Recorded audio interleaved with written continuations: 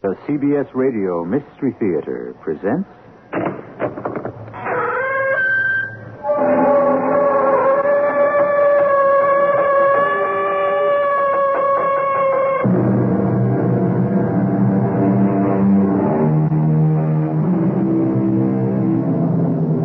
Come in. Welcome. I'm E.G. Marshall. The boundaries which divide life from death, said Edgar Allan Poe, are at best shadowy and vague. And who shall say where the one ends and the other begins? Who indeed? Certainly not Mr. Poe when he wrote those sentiments over 100 years ago.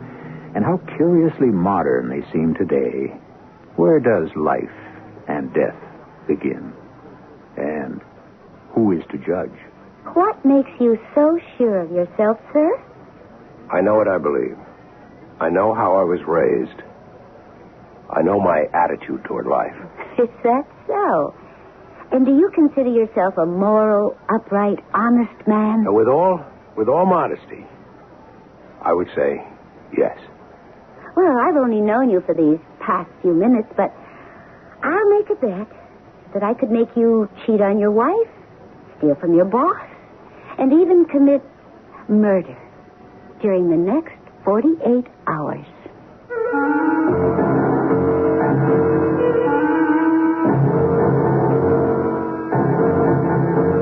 Our mystery drama, A Casual Affair, was written especially for the Mystery Theater by Sam Dan and stars Mason Adams. It is sponsored in part by General Electric and Buick Motor Division. I'll be back shortly with Act One.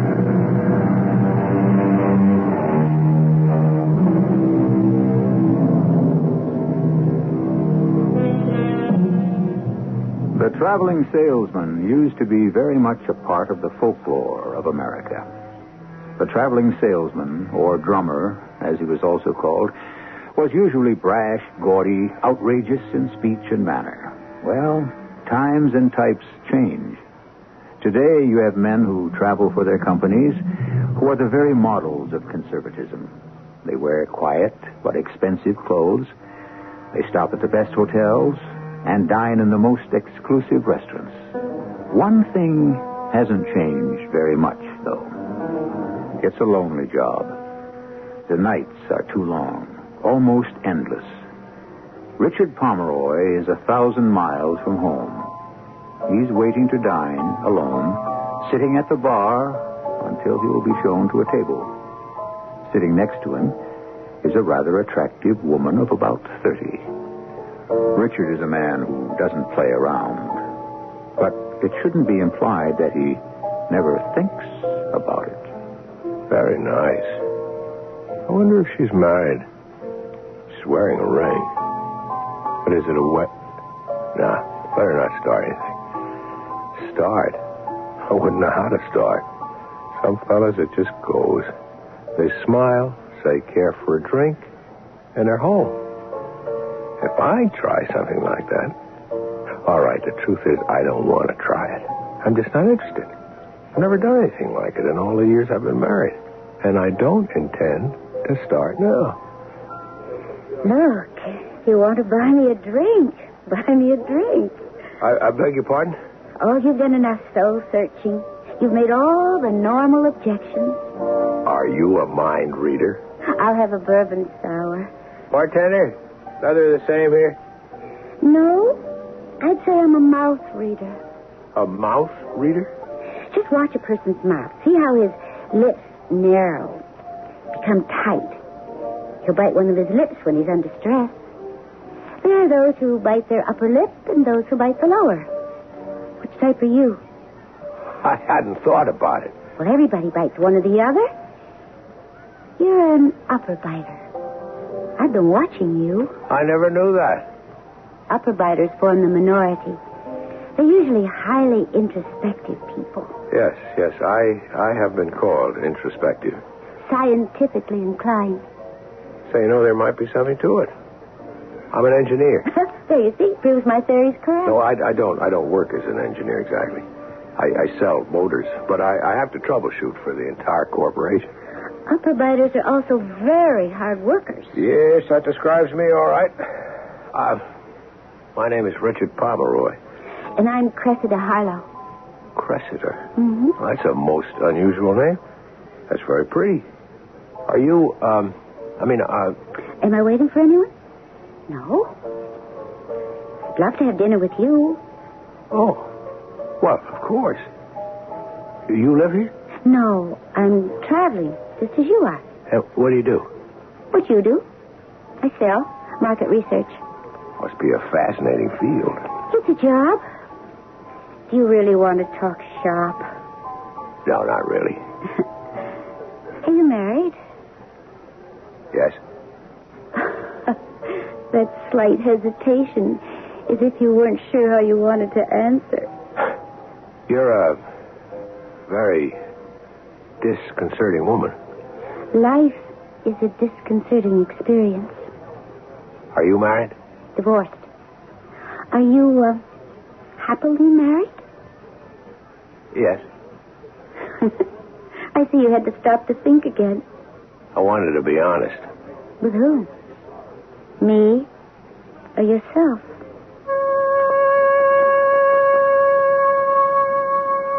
Right now I should run. Run from this place. Go to the airport and get on a plane. If there's nothing flying to Chicago at this hour, I should rent a car and drive through till morning.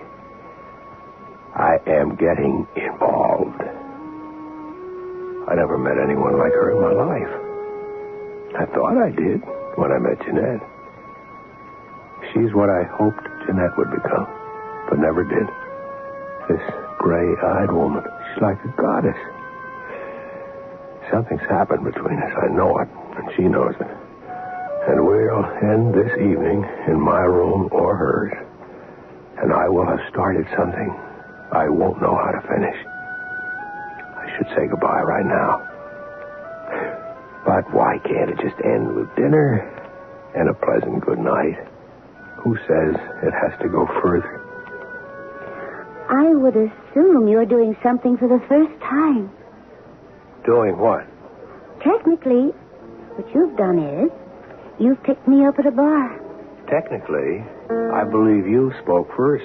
But you intended to speak first. You just didn't know how. Which leads me to assume you have very little experience at this sort of thing. Practically none. You can thank woman's lib. For what? Well, in the ordinary way, I would never have had the courage to strike up a conversation in a bar with a strange man.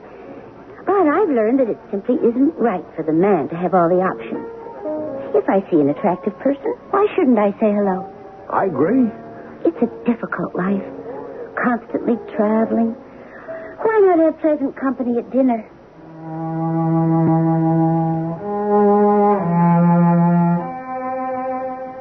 Dinner was wonderful. I'd never felt so happy, so excited, so filled with anticipation. She looked more lovely with every passing minute. And I realized it was no longer a question of should I, shouldn't I, but that we would just let things take their proper course. And they did. Our hands met and clasped across the table. And we looked deeply into each other's eyes. The moment had arrived. And the movement was automatic. We kissed. It was a light, brief brush of the lips. But it was a promise of what was to come. Of what had to be. The following morning, we had breakfast together at the hotel. And where will you be going today? Indianapolis. Indianapolis, Indiana. Did you know that's the only major city in the United States that isn't on a river? No. Oh, you have a wealth of knowledge. Trivia. Do you know why, darling? Tell me, darling.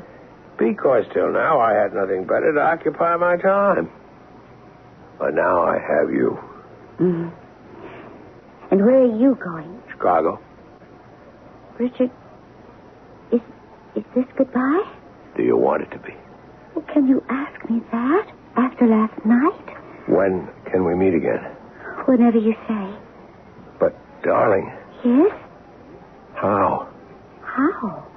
We can meet whenever we want each other or need each other. All we have to do is board an airplane. But, darling... It's another way of looking at the world, Richard. You see, till now the traveling each of us does was a job. But now it's a joy and a deliverance. It enables us to come together. But I don't see how we... Meet me in San Francisco on Friday. I have no reason to go. Oh, yes, you have. I'm the reason. I'm sure there are motors which aren't functioning to your complete satisfaction in the San Francisco plant. True. I'm never really satisfied with our manufacturing process. Of course. And my company always has clients who need extra service. Till Friday, darling. Till Friday?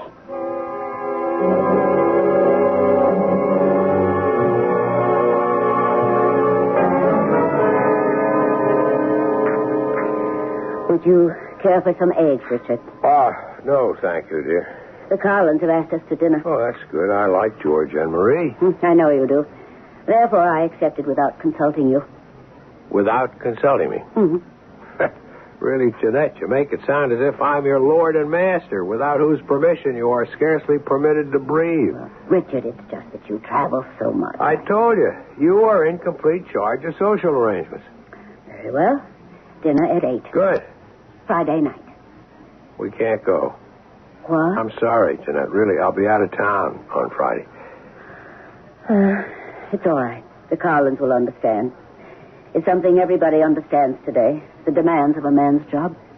Yeah, Jeanette, darling, this trip is absolutely necessary. I assume it is. You see, the Q series of motors, the ones that power the operating arm, is... Whew. Oh, boy, I'm not supposed to talk about it. I'm sure I couldn't hope to understand. No. I'm not even supposed to say I'm working on something top secret either. Even that's top secret. Richard. Huh? Richard, where will you be going Friday? Where?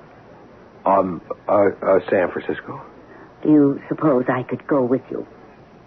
You want to come with me? Yes. Oh. Well, I would think that you had a million things to do. That is, you usually have. Why shouldn't I come to San Francisco with you? Well, you'd be bored silly. The truth is, I'm bored silly here at home. We could have so much fun in San Francisco. Well, yeah, but I'm not going there to have fun. I'll be in meetings all day, and they usually run through dinner. I understand, but we could have Saturday and Sunday. There's so much to do and to see. The truth is, darling, we won't have Saturday and Sunday. See, the reason I'm going Friday is to watch the production line in operation, and that leaves me the weekend when the line is down to make whatever alterations that I feel. Yes, I understand.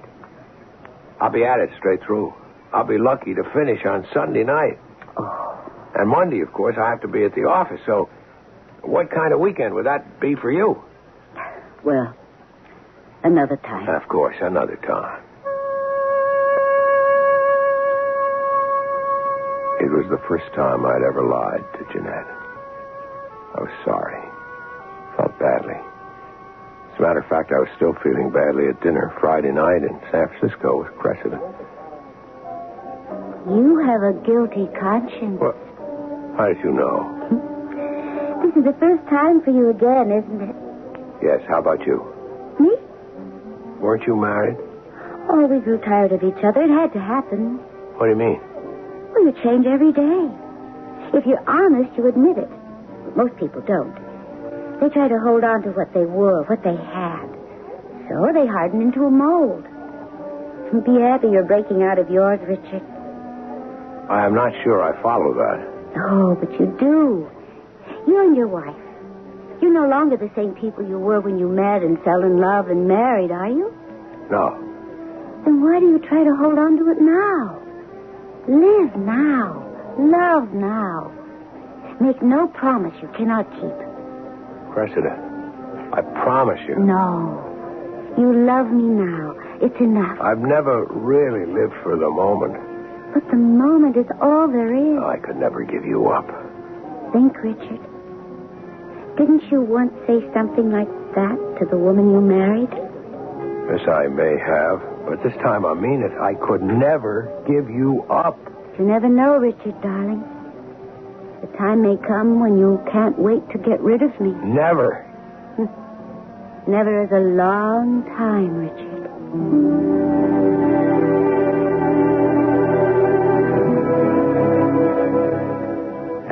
so it is. What kind of lady is this Cressida Harlow? This beautiful woman who only wants to be loved, who lives only to bring pleasure and delight, who asks nothing in return. That is, so far. It's too good to be true. But it's only Act 1. Act 2 may bring us another perspective.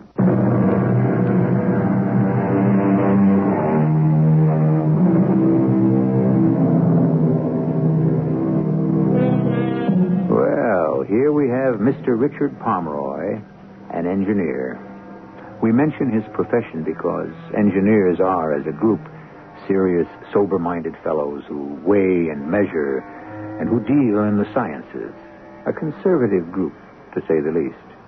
Mr. Pomeroy has been married for some 15 years to a very quiet lady, and suddenly he has strayed off the reservation. He has been absolutely knocked off his feet by a woman named Cressida Harlow.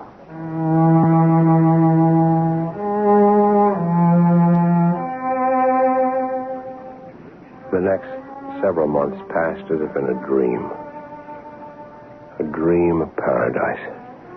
Each of us had jobs which allowed us unlimited, unquestioned travel. And we met once or twice a week, all over the country, all over the world. My home was no longer my base of operations. It was merely a place where I had to make certain ritual visits. My true home was with Cressida. And then one morning, Jeanette looked at me. Who is she, Richard? Who is who? The woman with whom you're having an affair. This is... It isn't true. What makes you say I'm having an affair? You dress differently now, Richard. You're lighter, quicker on your feet. You seem happy. But, Jeanette... I thought we'd built something these past 15 years. Jeanette... Something that would sustain us. But I suppose that... I know I'm no longer young. Jeanette... Do you deny it? Please, darling. Do you want a divorce? I see. You're not that sure of her. What does she want, Richard?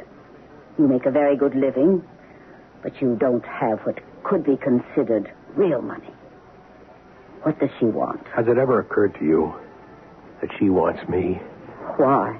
Why? Why? Because I'm an exciting person. No, Richard. Exciting, you're not. Serious, sober-minded, yes. But exciting? Definitely not. Jeanette, I don't want to talk about this now. She doesn't want to marry you. You're not all that rich. What does she want, Richard? How could I hope to explain? There are free spirits in the world, and they come down to earth now and then. Cressida is one of them. And the last time she came down to earth, I'm talking figuratively now, you understand? She happened to light beside me. What does she want? She wants nothing. Nothing but the joy of the moment. How could I explain that to Jeanette? I didn't. I simply left for the office. But just thinking about Cressida made me want her. And so, as soon as I reached my desk, I picked up my phone and I dialed her number. And it rang. And it rang. And there was no answer. Funny, she had a service. I could always leave a message. I tried her at her office. Caldwell and Carson. Miss Cressida Harlow, please. Miss Cressida Harlow is no longer with us. I beg your pardon? Miss Harlow is no longer with us. But where is she? Miss Harlow resigned last week. She couldn't have. Where did she go? Miss Harlow said she would send us an address where we could forward her messages. Would you care to leave your name? No.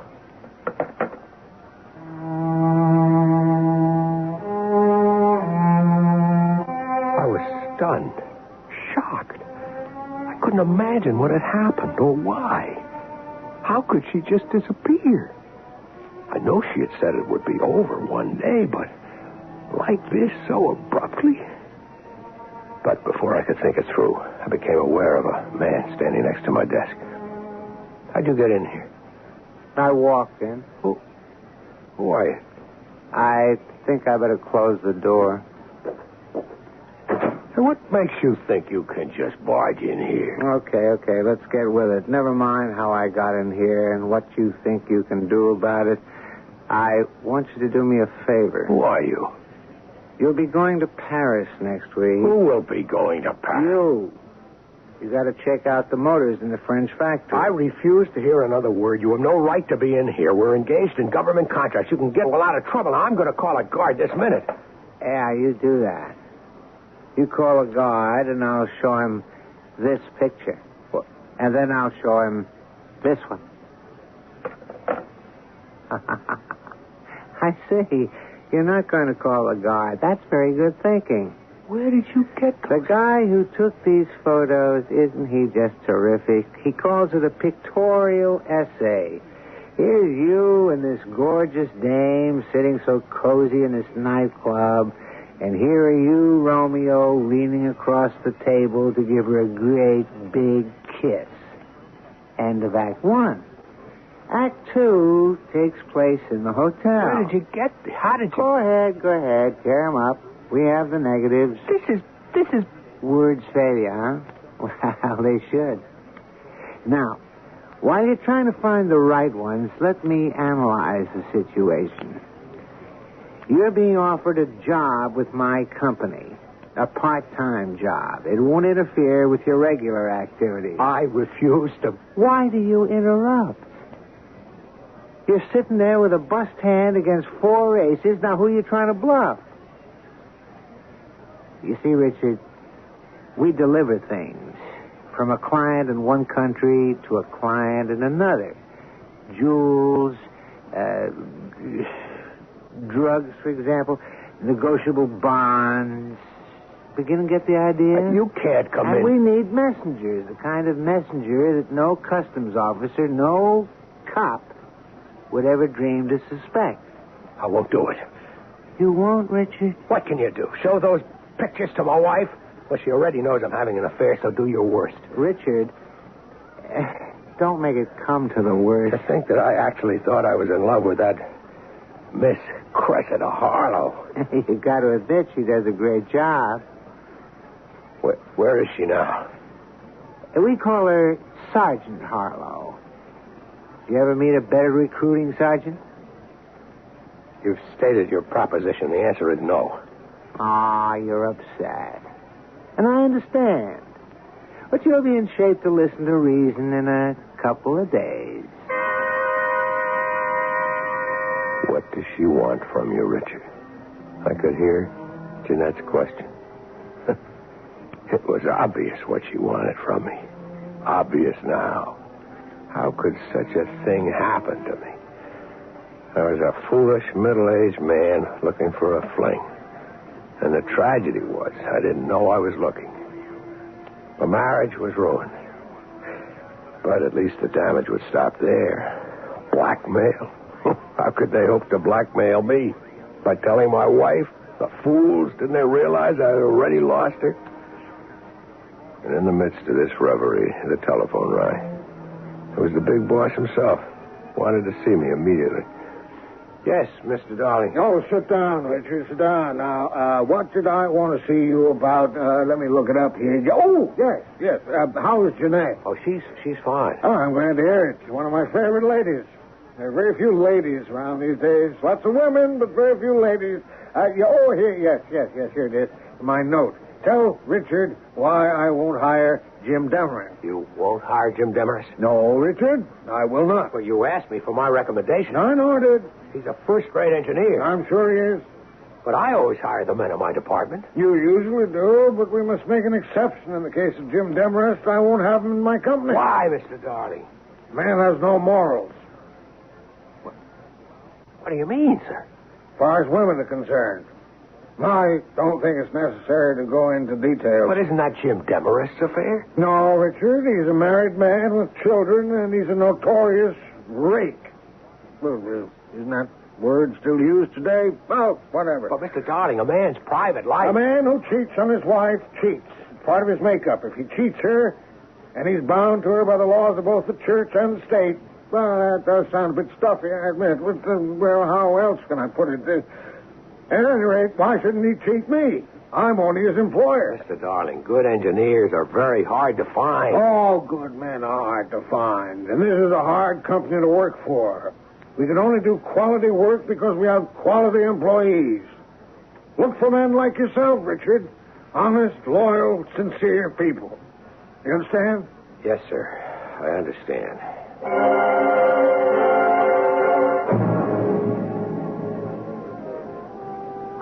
Mind if I join you? Yes, I do. I'll even pick up the tab. Ooh, it's a nice little joint here. How's the food? I told you I wouldn't have anything to do with your... Now, let me tell you how it works. What works? The switch. You see, you have an attaché case, and we make up one exactly like it. Now, before you leave for the trip, in this case, Paris... How many times do I have to tell you? For an engineer, you really can't read diagrams too good. You know that? What diagrams? That little pictorial essay. Show it to my wife. It doesn't matter. That's not such a good idea. You see, we thought we'd show it to your boss.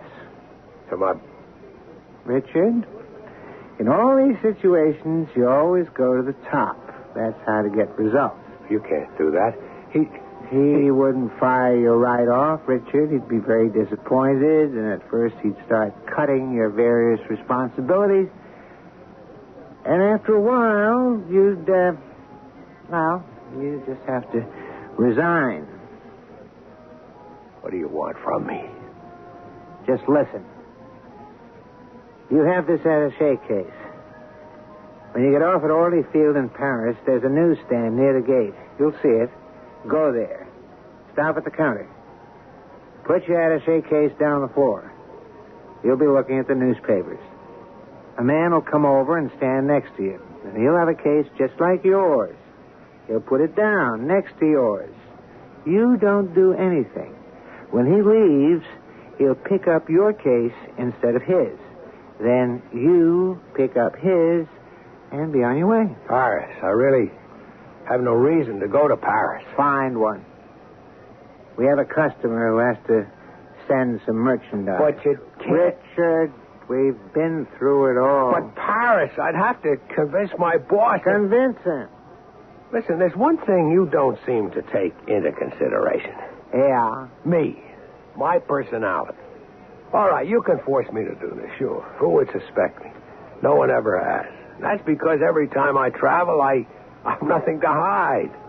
But this time I'll have guilty knowledge. I'll be nervous. I'll excite suspicion. Well, you just have to stop being nervous. I can't control that. I might easily be arrested. Well, that's always possible. They'll get me to talk. What can you tell them? I'll tell them about you. You don't even know my name. I could describe you. I deny it. But my description used with other information could be just what they need. That's true.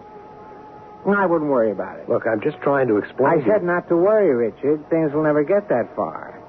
If it looks like the cops are getting wise to you, you'd never even get a chance to talk. We'd knock you off first. And that parting shot certainly had the ring of conviction, didn't it? It doesn't get better for poor Richard, does it?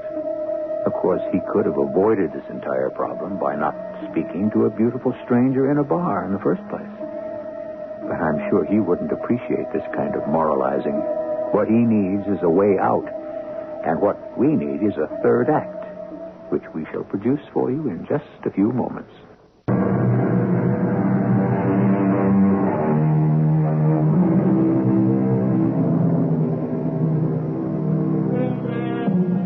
If I may paraphrase, some men are born thieves, some become thieves, others have thievery thrust upon them. Does it matter if the fault is in our stars or in us? Either way, we pay the price. Paying full price with no hope of rebate or discount is our friend Richard Pomeroy. and all he wanted was just a little female companionship in a bar one night. Well, that sort of thing can become prohibitively expensive.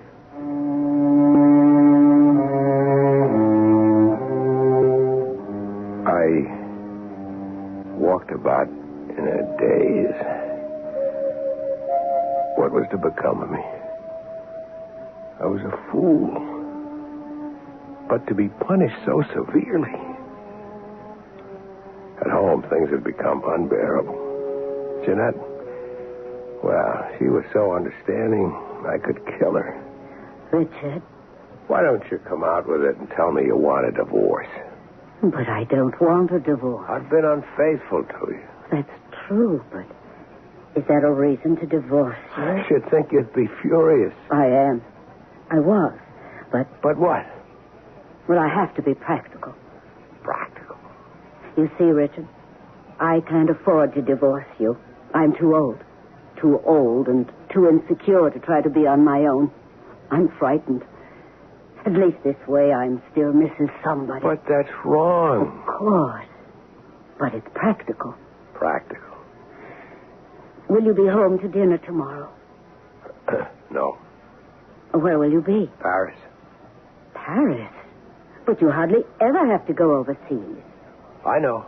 It's an emergency at the Paris plant. Let me come with you. Maybe if we could do more things together. Well, What is it, Richard? I can't have you come with me. Oh. Well, I'm sorry I... No. It's not what you think. It's not that at all. Well, then what is it? Well, Richard, tell me. I can't tell you. Don't ask me. You must never ask me. And so, there was no hope. What kind of misfortune was dogging my footsteps? How much worse could things get? He met me at the airport, just a few minutes before the plane was scheduled to take off. Yeah, I figured I wouldn't make it, huh? Listen, have you done what I told you? I think so. Your attaché case, you got nothing in it? No legit papers you're going to need for your job? My case is empty. Oh, that's good. Because this one I got here, this one that's a dead ringer for yours, this one ain't empty. What's in it? Oh, a couple of pads, pencils, magazine. And then there's a little compartment on the bottom. What's in there? What do you care? The less you know, the less liable you are to blow. Hey, that rhymes. Wow. All right, now let's each put our attaché case on this empty seat. And when we get up, I take your empty case and you take my live one. It's like shooting fish in a barrel.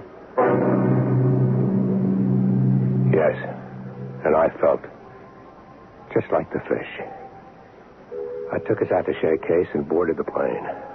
I thought I'd feel terrified, but surprisingly, I felt nothing. Nothing at all. It was only when the plane touched down that I felt a wave of agitation sweep through me. I knew my entire body was trembling as I approached the customs counter. The officer was a tall, fat man with small eyes and a mean look on his face.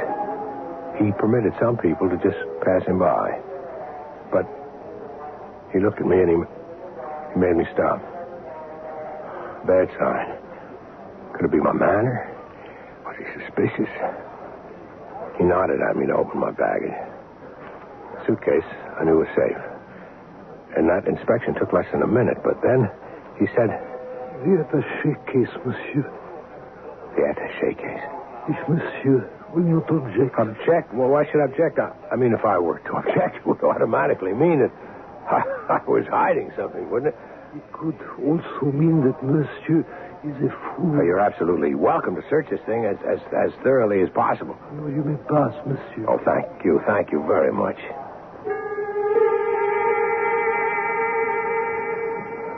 What was the matter with me? I was so nervous, I couldn't stop jabbering. This particular customs officer took me for a fool. But another might really become suspicious. I almost forgot what I was supposed to do. And then I remembered. I walked over to the newsstand, pretended to be interested in some foreign papers. I was becoming more and more frightened.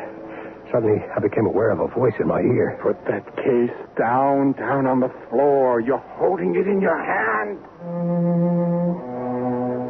And so I was. Not just holding it, but gripping it, clutching it, hanging on to it as if my life depended on it. I forced myself to relax my grip. I was aware of a man in a raincoat with a hat pulled over his eyes. He placed his case down on the floor. Shape up, buddy, or you'll never get out of this racket alive. He picked up my attaché case, leaving me his. Finally, I was able to pick his up and get out of there as fast as I could. That was my first delivery. And it was successful. At least once or twice a month, there were other deliveries. And although my face might have been composed and relaxed, each time I became more and more frightened. I didn't know how to escape. The great attaché case mystery. What did you say, Jeanette? I've decided to do something in my old age. I've decided to write mystery stories. Mystery stories? Why not? The best of them seem to be written by mature ladies. Well, what's this about an attaché case? Perhaps I should have said your attaché case. What about it? Well, I notice each time you return from a trip, you have a different one. A different what? A different attaché case. Well, they all look more or less the same, but not to me. You see, there are minute differences in size, in shade, in the amount of wear. Very trivial differences, but obvious to me. Ask me why. Go ahead. Why? I look at you very closely, Richard. I have nothing else to do. So I sit and I speculate. Where is he going? What is he doing? And at night, when you're asleep, that is the night you're home, I sneak downstairs and examine those briefcases. Jeanette. Each briefcase has a secret compartment. Jeanette. And so, I could only deduce that my husband is engaged in smuggling. How did you ever figure that? I'll be honest. Actually, you talk in your sleep. Oh. Darling, let me help you. No one can help me. Oh, Jeanette, I'm so frightened. There are times when I could die of fright. You don't know what it is. Each time I carry that attaché case, I think I'll get a heart attack. Sooner or later, I'll be picked up and go to jail. I'll be disgraced for life. That is, if those people don't kill me first. Let me help you. Help me? How can you help me? We'll go to the police. No! Don't you think I thought of that? What good would it do? We could explain how you were trapped. In return for your cooperation, you'd be set free. It would probably never even be publicized. They can't help me. Even if I get some of them arrested, they could still make sure that Mr. Darling sees those pictures. What pictures? I didn't talk about those in my sleep, did I? No. They're pictures of me, photographs of me with that woman. Oh. And so now, I don't suppose... I'll save you, Richard. Jeanette. Anything I say, it sounds so stupid. But I love you. I've been stupid, and I have been selfish. I know. But I love you. I haven't really shown it lately. That's true. What are we going to do? How are we... Let me do this, Richard. I have to do it alone. Do what alone? I'm going to the police. Before I knew what she was doing, she was out of the house. I didn't know what to think. Was she just playing with me? Was she going to turn me in? Was that to be her revenge? No, why did I even think that? But still, after the way I treated her, would she save me? I don't know how long I kept pushing it all around, but after a while she came home. It's fixed. Fixed? What do you mean, fixed? As far as you're concerned, it's all over. Over? Just like that? It will be over after your next job. How? You're not to ask. Just do the same thing you always do. Well, what's going to happen? You'll see. And I saw. I met him at the airport, as usual, and we chatted, as usual. And then, after each of us had set his attaché case on an empty chair... I must say, Richard, you're getting to be an old-timer. Is that so? Cool. That's you. Oh, really? First couple of times, I thought we were going to lose you. But you like good wine, pal. You're mellow with age. All right, you better beat it. You'll miss your plane. I picked up the wrong briefcase, as usual. And just as I walked away, I turned around to look. I saw some men suddenly converge on him, and they just hustled him out of the terminal. The men did look like police, and I became frightened. Was this how Jeanette would help me? How would this stop them from sending the pictures to Mr. Darling? I worried about it all the way to Paris. And there at the newsstand, I set the attaché case down on the ground. And as usual, the man in the raincoat was waiting, and he picked up my attaché case. He hadn't gone 10 feet when a couple of gendarmes grabbed him. Jeanette. Oh, Richard, darling, you're home. Oh, do you know what happened? Both those men, they were arrested. That's right. Well, how does that help me? Mr. Darling is definitely going to receive those photographs. Oh, I'm sure he will. Do you know what that means? Yes. He'll kick me out. He won't tolerate that kind of conduct. I don't think he will. How can you say that? You know Mr. Darling. Mr. Darling has just received a letter from the police. A letter? I made sure of that, in which he is told that an attempt would be made to blackmail you. Certain photographs would be shown to him. Now he's going to get it for both sides. You see, he will be told that you were doing undercover work for the police, and that these pictures were made during the line of duty. Oh. And he is not to even mention it to you in any way. Richard? You sent for me, Mr. Darling? Yes. Richard, I think it's splendid that a private citizen, a civilian, should go out of his way to assist the authorities in undercover activities. Sir. Oh, I'm not supposed to say anything about it, but I want you to know that I appreciate what you've done for law and order and morality. Thank you, sir.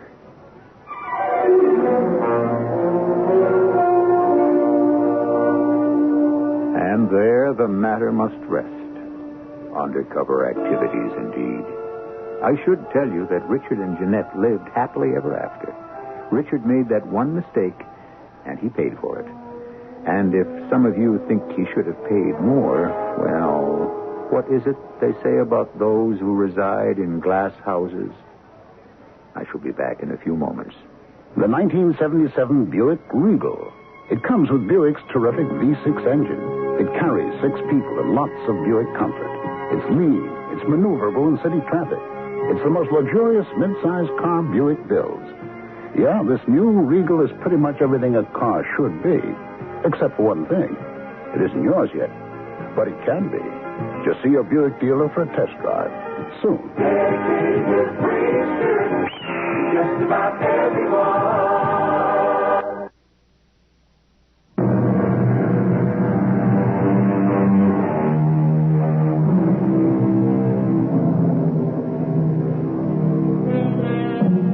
This has been a story about everyday people, non-heroes. People who have no great talent or ability. People who just get along as best they can from day to day. People who have virtues and vices. Who range midway between the sinner and the saint. In short, people very much like you and me. Our cast included Mason Adams, E.V. Juster, and Robert Dryden. The entire production was under the direction of Himan Brown. And now, a preview of our next tale. You mean when I crashed during the Stuttgart raid, he helped you and the others smuggle me out and back to England? He was the one who picked you up when you parachuted down. He risked his life for you, dragging an unconscious man in daylight right under the noses of the Germans to one of our hideouts. Well, so my hat's off to him, but these are different times. What different times? To help any member of the underground is simply a reflex action, as tonight. And at any time, I would trust Jean with my life. I would always be sure that... What is it? There's something in the pocket of my coat. He must have slipped it there when he embraced me. What? It's a necklace. Diamond necklace. Shh. The police are coming back. You better report it to No. But if you love me, if you ever want to marry me, say nothing. Let me do the talking. Radio Mystery Theater was sponsored in part by X-Lax and Buick Motor Division. This is E.G. Marshall inviting you to return to our Mystery Theater for another adventure in the macabre. Until next time, pleasant dreams.